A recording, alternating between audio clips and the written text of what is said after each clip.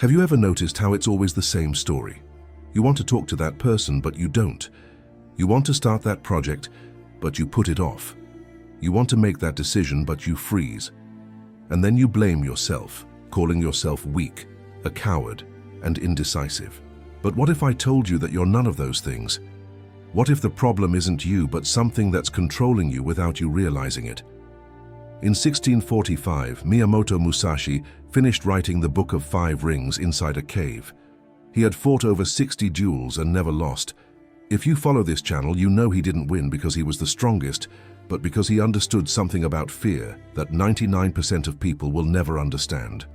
He discovered that fear is not your enemy. Fear is a prison, and you're sitting inside it thinking the bars are part of who you are.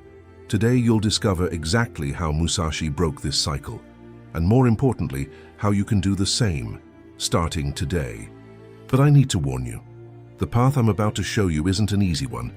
It will require you to look at things inside yourself that you may have avoided your entire life.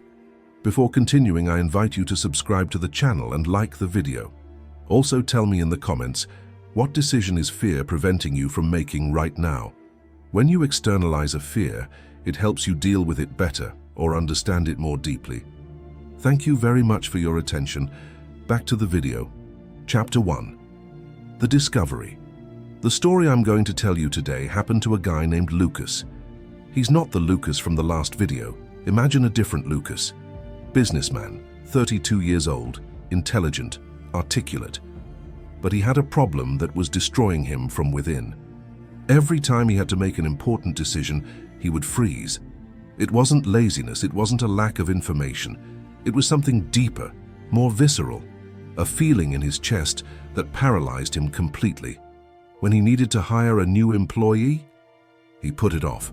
End that relationship that clearly wasn't working anymore? He kept going, making that difficult call. I'd leave it for tomorrow, always for tomorrow, and worst of all, he knew exactly what he needed to do. The decision was obvious. But between knowing and doing lay a chasm he couldn't bridge. Lucas thought he was weak. He looked at other people making difficult decisions and thought, why can't I be like that? What's wrong with me?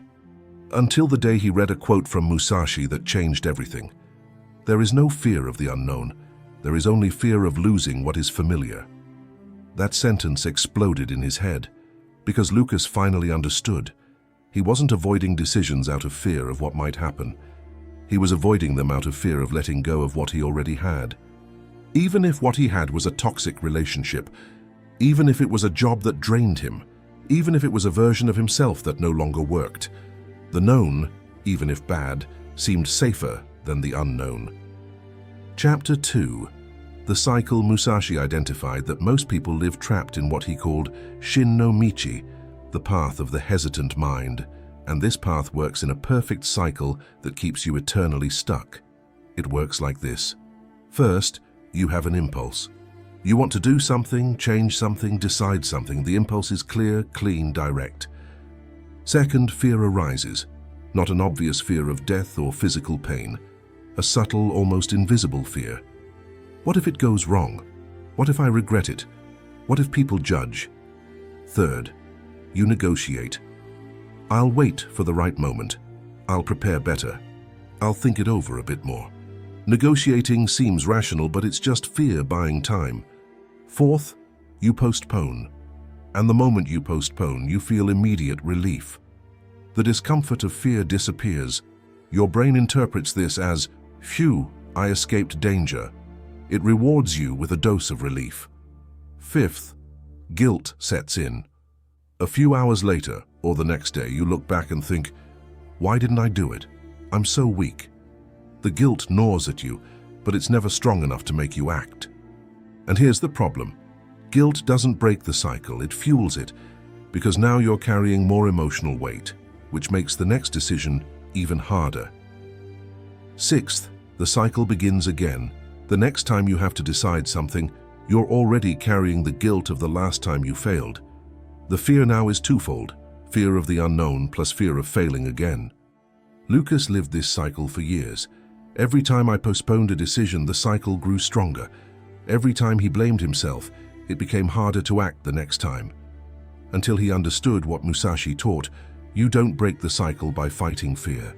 You break the cycle by changing your relationship with it. But before I show you how, you need to understand why this cycle is so powerful. And the answer lies in your brain. Your primitive brain, the part that evolved millions of years ago to keep you alive on the savannah, doesn't know the difference between a lion and a difficult conversation. To it, emotional discomfort is a real danger. And your primitive brain's #1 job is to keep you alive. It's not to make you happy. It's not to make you feel fulfilled.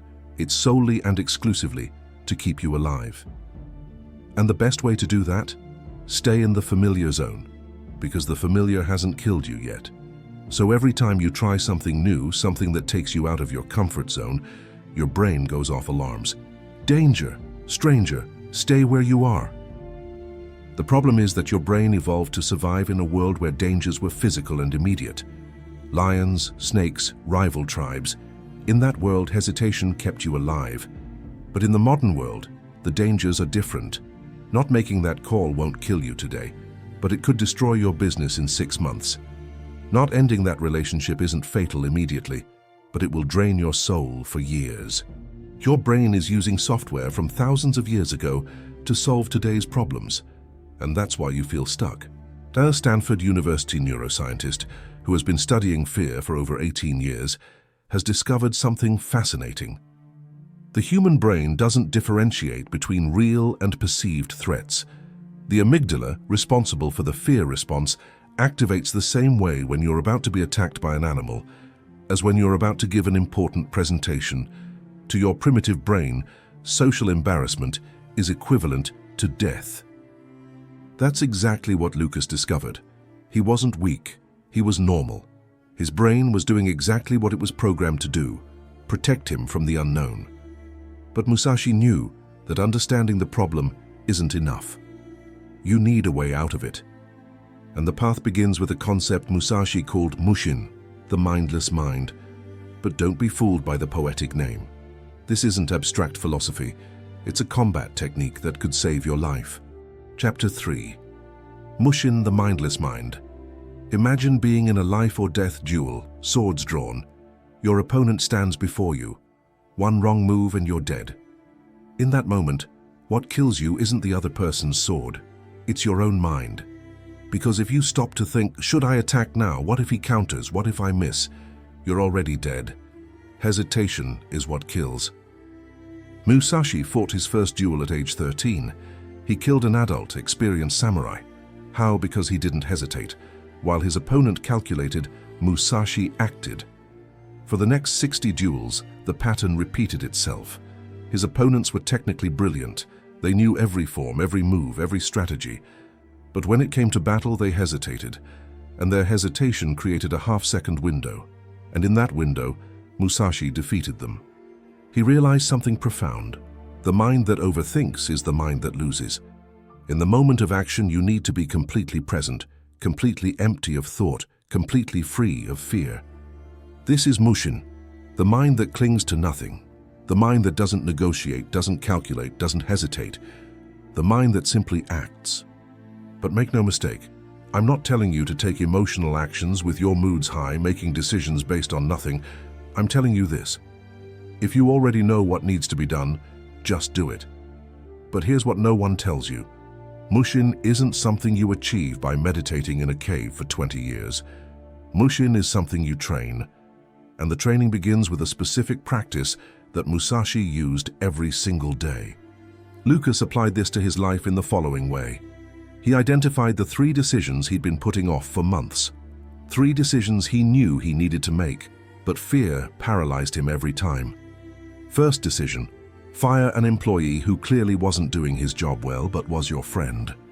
Second decision, end a relationship that was draining you emotionally. Third decision, call an investor and make a big request that could change your business but could also result in a humiliating rejection. Here's what he did. He didn't try to convince himself he wasn't afraid. He didn't say positive affirmations in the mirror. He didn't wait until he felt ready. He applied what Musashi called ken no sen, taking the initiative before the mind has time to interfere. On Monday morning at 8 a.m., before checking email, before drinking coffee, Before doing anything else, he picked up the phone and called the employee. "We need to talk. Today at 10 a.m. He didn't think, he didn't plan, he didn't rehearse, he just acted. And here's what happened. Within the first 2 seconds of hanging up, fear exploded. What did you do? You could have waited. You could have prepared better. But something fundamental had changed. Action had already been taken. Fear arrived late. And a delayed fear is an impotent fear. The conversation took place at 10 a.m. Was it uncomfortable? Extremely. Was it difficult? Very. But it was had. And the moment it was had, Lucas felt something he hadn't felt in years. Power. Not the power to dominate others. The power to move through fear without waiting for it to disappear first. Tuesday, second decision. The relationship. This one was harder because it involved more emotion, more history, more anticipated guilt. His mind immediately began negotiating. Wait another week. See if it gets better. Maybe you're being hasty. But Lucas had learned to recognize the voice of negotiation, and he knew that negotiation is just fear dressed up as rationality. He applied the same principle. At 7 p.m. he arrived home, sat down across from the person and said, "We need to talk about us." No preparation, no rehearsal, just initiative. The conversation was painful. There were tears, there were accusations, there were moments when he almost backed out. But he didn't, because he had understood something essential that Musashi taught. The discomfort of action is acute, but passes quickly. The discomfort of inaction is chronic and lasts forever. Wednesday, third decision. The call to the investor. This was the scariest because the risk of rejection was public, professional, and permanent. His mind was in a panic. What if he laughs at you? What if he thinks you're pathetic? What if word gets out that you've been rejected? Lucas picked up the phone. He dialed, and as the phone rang, he repeated to himself the mantra Musashi had written. The only difference between the living samurai and the dead samurai is that one acted and the other hesitated. The investor complied. Lucas made the request, directly, without beating around the bush, without excuses. The answer? It was no. But here's what Lucas discovered. The rejection stung for about 30 minutes, and then it passed. Completely. And what remained was something far more valuable than a yes, the certainty that he could survive a no. Chapter 4. The Principle of Familiarization. Musashi wrote something in the Book of Five Rings that confuses many people. Become familiar with death every day. People read this and think it's something morbid, depressing, or nihilistic, but it's nothing like that. It's the most practical and powerful technique there is for breaking the cycle of fear. It works like this. Your brain fears the unknown because the unknown signifies potential danger, but the moment something stops being unknown, it stops being scary. Musashi meditated on his own death every single day, not because he wanted to die, but because he wanted to remove the fear of death as a decision-making factor. If you've accepted that you're going to die, if you've become familiar with the idea, it no longer has any power over you. And this applies to any fear. Fear of rejection? Familiarize yourself with rejection. Fear of failure? Familiarize yourself with failure. Fear of embarrassment? Familiarize yourself with embarrassment. How? By intentionally exposing yourself to what scares you, not to suffer, but to train your nervous system to understand that these things won't kill you. A neuroplasticity researcher at Harvard University, who has been studying therapeutic exposure for 14 years, explains, when you repeatedly expose yourself to a fearful stimulus without catastrophic consequences, the amygdala learns that the stimulus is not dangerous. After approximately 10 to 15 exposures, the fear response decreases by up to 70%. You're not eliminating the fear. You're reprogramming the brain not to react to it. Lucas began an experiment. Every day for 30 days he would do something that made him uncomfortable. Not huge things, small but specific things. Day 1. He asked for a discount on coffee, something he would never normally do because he was afraid of appearing stingy.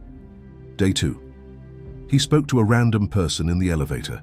something he always avoided because casual conversations made him anxious. Day 3. He posted a controversial opinion on social media, something he always held back because he was afraid of judgment. Each day, a small exposure to discomfort. And each day, something incredible happened. He survived. Not just survived. He realized that the anticipated fear was always 10 times greater than reality. The coffee guy said no to the discount. So what? The person in the elevator gave a curt reply. So what? Some followers criticized him online. So what? Nothing catastrophic happened, and the more he exposed himself, the more his brain understood. Discomfort is not danger. On the 15th, something broke. Lucas realized he no longer felt that tightness in his chest before doing uncomfortable things. The sensation was still there, but it was weaker, more distant, more manageable. On the 30th, he did something that would have been impossible on the 1st. He stood on a stage in front of 200 people and gave a talk about his area of expertise. No slides, no script, just him, a microphone, and a commitment to not hesitate. Was it perfect? No. He stuttered a few times. He forgot some things he wanted to say, but he did it, and the moment he stepped off that stage, he was no longer the same person he'd walked on. Chapter 5. Heijoshin, the Everyday Mind. But here's the problem. You can train yourself to deal with specific moments of fear. But what about chronic fear? That underlying fear that's always there, whispering that you're not good enough, that things will go wrong, that you should be careful. Musashi had an answer for this too, and this is perhaps the most counterintuitive and most powerful technique of all. He called it Heijoshin, the Everyday Mind. The idea is simple yet devastating. You should try to maintain exactly the same mental state, no matter what you're doing.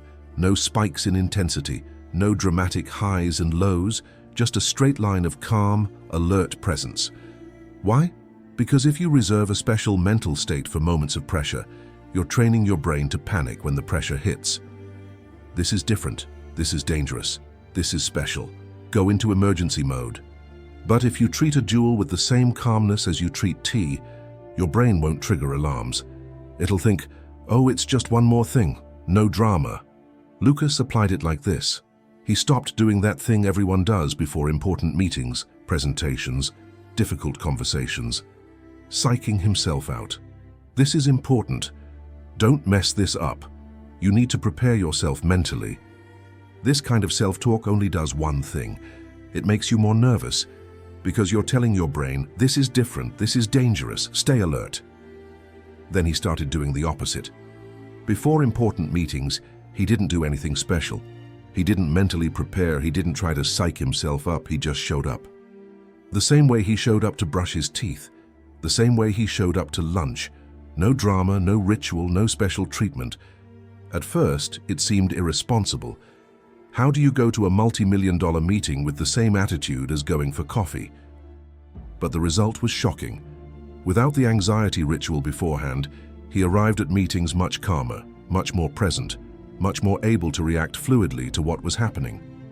Because he had removed the layer of anticipatory anxiety that usually made him tense before the meeting even began. 3 months after beginning to apply Musashi's principles, Lucas was unrecognizable, not because he had become an emotionless robot, but because he had broken the cycle. He still felt fear. Of course he did. But fear no longer controlled him. He learned to move through it instead of waiting for it to pass first. And here's what no one prepares you for. When you break the cycle of fear, the people around you will feel uncomfortable. They will call you reckless, impulsive, insensitive. Why? Because your willingness to act despite fear exposes their inaction. Your courage makes their hesitation more visible, and that hurts. A friend of his literally said, "Man, you're different, colder, less human." Lucas replied, "No, I'm less stuck. There's a difference." Chapter 6. The Death of the Old Version. But it comes at a cost, and Musashi was brutally honest about this. You can't break the cycle of fear without destroying a part of yourself. The part that wants to be loved by everyone. The part that wants to avoid discomfort. The part that wants guarantees before acting. That part can no longer exist. And death, even if symbolic, hurts. Because you're saying goodbye to an identity you've carried for years, the identity of caring person, the identity of sensitive person, the identity of person who thinks before acting. These identities seem like virtues, but they are often just elegant masks for cowardice. Lucas realized this when he ended that relationship. The person said, "You were always so careful with my feelings. What happened?" And he replied, "I stopped using your feelings as an excuse to avoid mine." Did that sound cruel? Maybe. But it was true. He'd spent years using caring for others as an excuse to avoid making difficult decisions. And in the process, he was being cruel to himself. A behavioral psychologist at Yale University, who has been studying identity transformation for 22 years, found, when you change deep-seated behavioral patterns, you experience a kind of mourning. You're mourning the old version of yourself, and the brain interprets this as a real loss. That's why genuine transformation is always accompanied by a period of intense emotional discomfort. You're not just learning new behaviors, you're killing old behaviors that were part of who you thought you were. Musashi lived this literally. After decades as a wandering samurai, he stopped fighting, not because he was afraid, but because he realized he had already proven everything he needed to prove. He retreated to the mountains, spent years in caves, wrote, painted, and sculpted. Those who knew him must have thought he had gone mad. Japan's greatest swordsman living as a hermit? But Musashi understood something profound. You have to be willing to say goodbye even to the identity of winner if it is holding you back. This is the part most people can't handle, because it's easier to be consistent with who you've always been than to become who you need to be. Lucas faced this when his business began to grow. He always identified himself as the guy who does everything himself. But reaching the next level required delegating, trusting, and letting go of control. The Lucas who does everything himself had to disappear so that the Lucas who leads the team could emerge. And that was painful, because that old identity had served him for years, but now it was limiting him. 6 months later, Lucas was running a company 3 times larger, with a team of 15 people, and working half the hours he had before. How? Because he was no longer making decisions based on fear.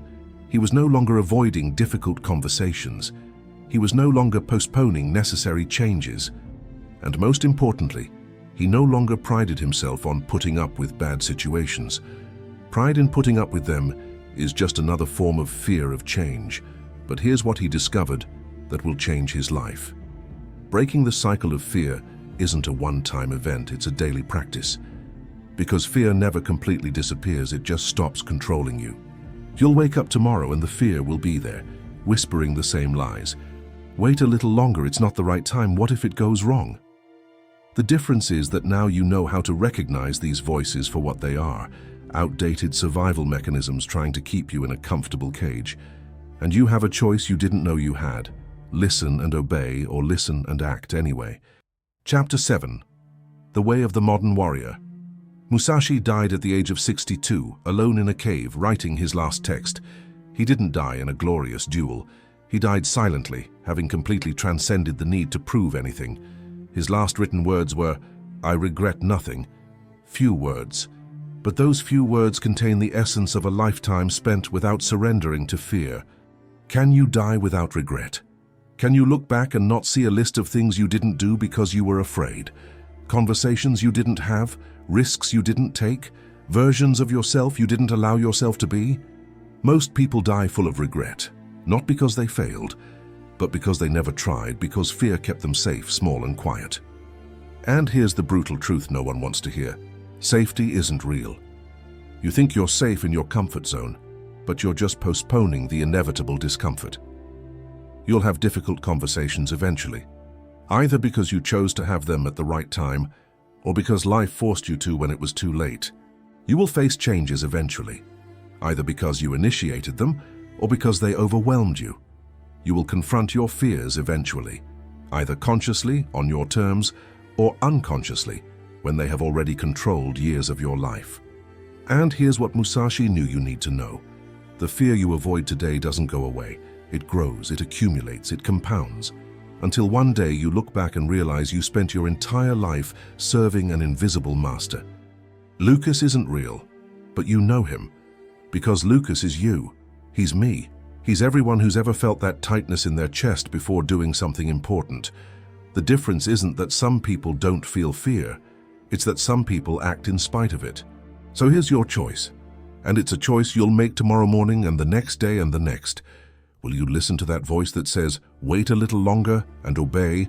Or will you recognize it for what it is, an outdated survival mechanism, and act anyway? Because in the end, you're not weak. You never were. You're just trapped in a cycle Musashi identified 400 years ago. A cycle that keeps you safe, but small. Comfortable, but imprisoned. Surviving, but not living.